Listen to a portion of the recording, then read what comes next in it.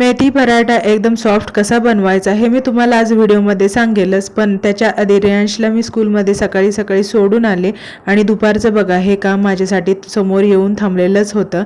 तर मम्मीने खूप सारे वाटाण्याचे शेंगा आणि गाजरं आणलेली होती. गाजरं तरी फ्रीजमध्ये धुवून स्वच्छ स्टोअर करून ठेवायची होती, पण शेंगा मला सोलून त्याला प्रोसेस करून ठेवायची होती. तर चला आता बघूया आपण पराठा सॉफ्ट कसा बनवायचा.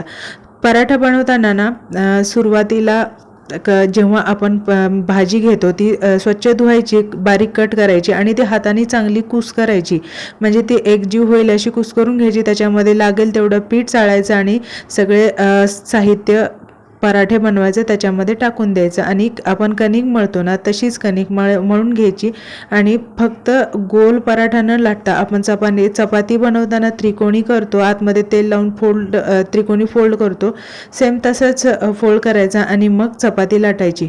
तसं लाटल्यामध्ये मुळे ना पराठ्याला लेयर्स येतात आणि मेथी पराठा असा कडेने फाटत पण नाही आणि बराच वेळ असा सॉफ्ट राहतो.